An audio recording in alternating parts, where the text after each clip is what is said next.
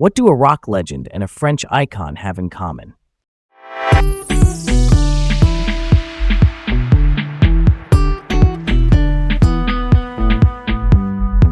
Hi everyone, I'm Leah, and I'm honestly super excited to dive into today's topic.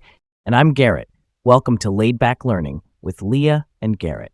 All right, let's set the stage for this one.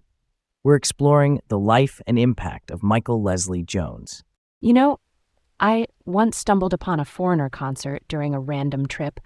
I had no idea what I was getting into, but it was mind-blowing. Their energy was contagious, and the way everyone sang along to I Want to Know What Love Is was something else. That's pretty cool, right? Michael Leslie Jones, or Mick Jones as he's often known, was the brains behind Foreigner. He brought his British rock flair and blended it into the American scene. Let's dig into this. His role as a founder and leader was pivotal. I mean, not just in starting the band back in 1976 with Ian MacDonald, but also in crafting their sound. Totally. And what's kind of wild is his knack for songwriting and production. Mick crafted so many hits that defined an era. Foreigner really hit it big with songs that stand the test of time.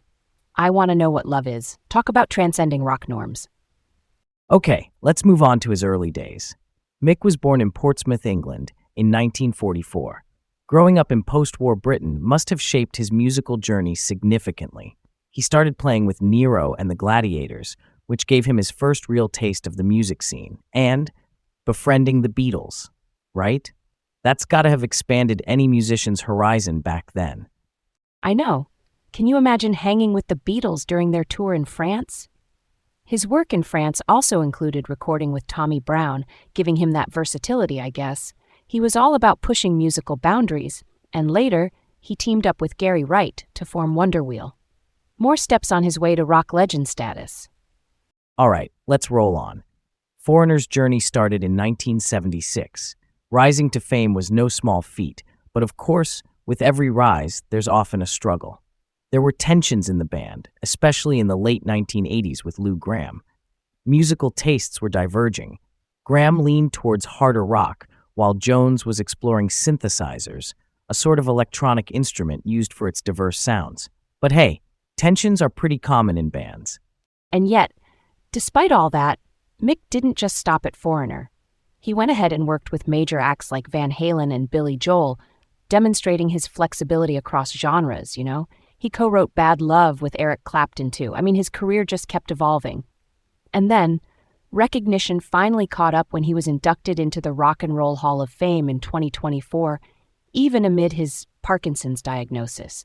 What resilience! So, here's the kicker. What if Mick hadn't formed Foreigner? What would the rock scene look like? I'm down for imagining this, Leah. Let's unpack this.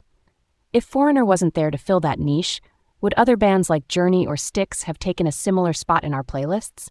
That's something to chew on, huh? Yeah, totally. Maybe Ian MacDonald and Lou Gramm would have ended up on entirely different paths. The rock landscape as we know it could have been totally different.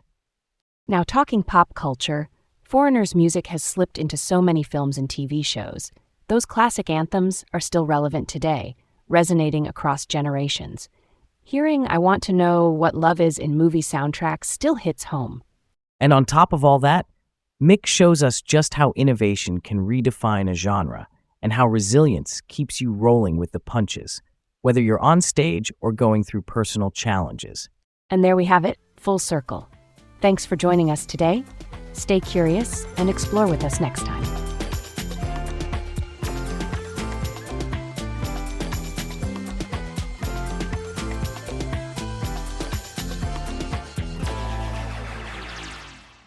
Absolutely. Keep it chill, folks. Until next time.